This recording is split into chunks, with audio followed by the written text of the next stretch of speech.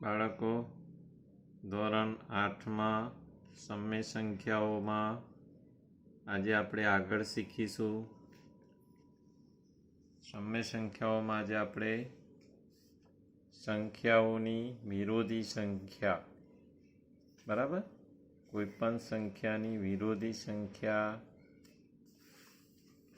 વિશે આપણે શીખીશું. અહીં આપણે સમય સંખ્યાની વિરોધી સંખ્યા વિશે સમજવાનું, બરાબર. તો સંખ્યાની વિરોધી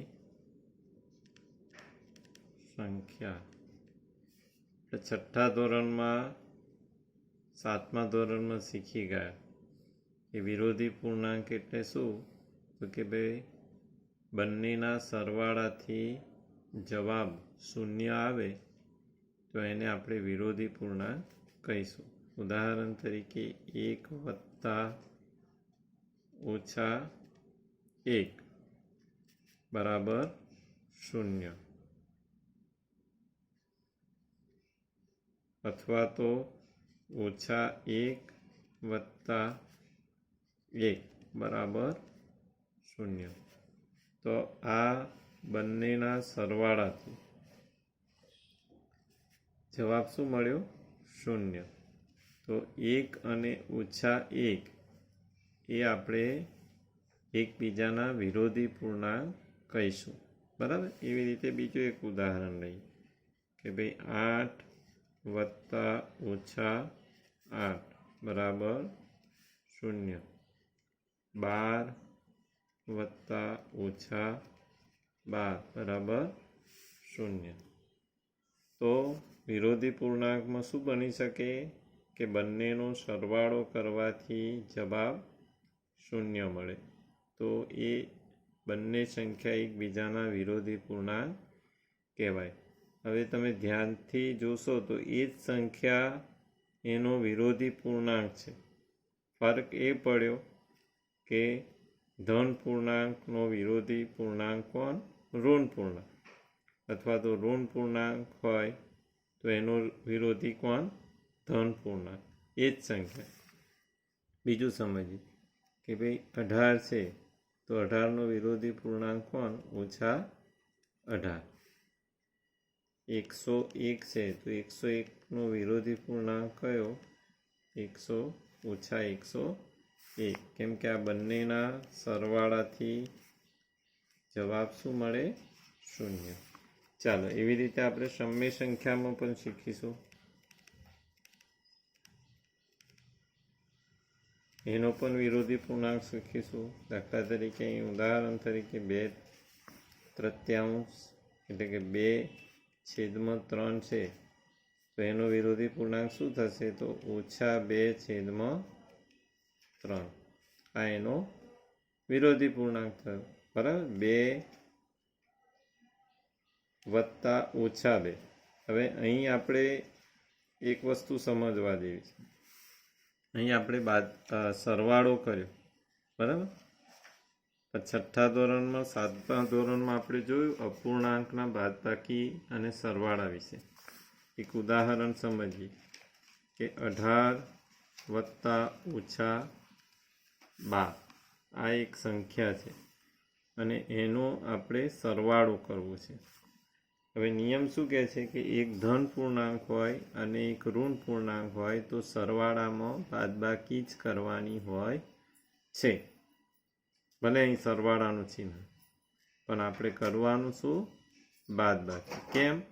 તો કે 18 એ ધન પૂર્ણાંક છે અને ઓછા 12 એ ઋણ પૂર્ણાંક છે. કદાચ આવું હોત કે 18 વત્તા 12 તો આપણે ડાયરેક્ટ સીધો સરવાળો કરી નાખો તો 30 આવો. પણ અહીં ફરક શું છે કે આ એક ધન પૂર્ણાંક છે અને એક આ ઋણ પૂર્ણાંક છે. હવે નિયમ પ્રમાણે એક ધન પૂર્ણાંક હોય ને એક ઋણ પૂર્ણાંક હોય તો સરવાળામાં બાદબાકી કરવાની. એટલે કે 18 ઓછા 12 કરીશું તો 18માંથી 12 જશે તો કેટલા રહેશે? 6 રહેશે. હવે આપણે આ 6 કયા ગણવા, ધન પૂર્ણાંક ગણવા કે ઋણ પૂર્ણાંક ગણવા? તો એમાં આપણે બંને સંખ્યાને જોવાની.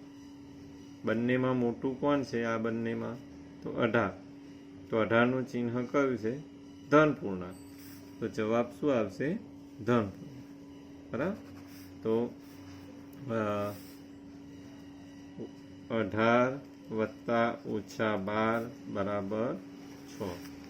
પણ બીજું એક ઉદાહરણ સમજ કે ભાઈ 12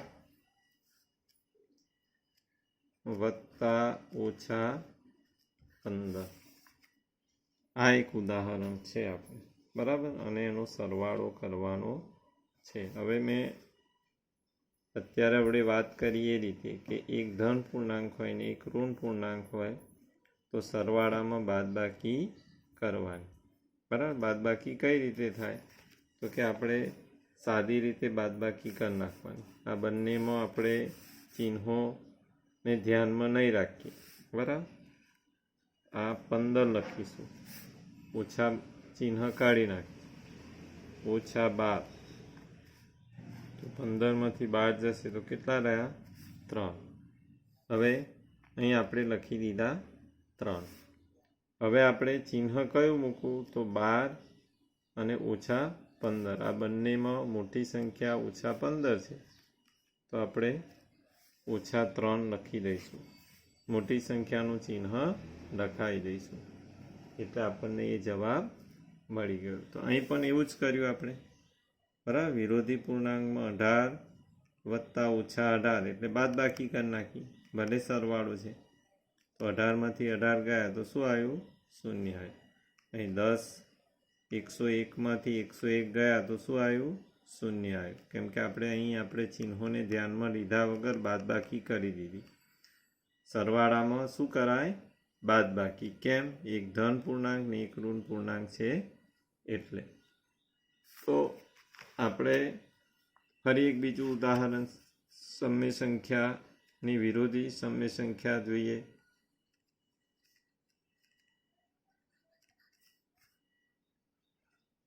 ત્રણ પંચમાંશની વિરોધી સમય સંખ્યા કઈ? 3/5. તો ઓછા 3/5. 3 ઓછા 3 શું થઈ ગયું? 0. બરાબર. તો આ રીતે એમ કે આપણે વિરોધી સંખ્યાઓની સમજ મેળવી.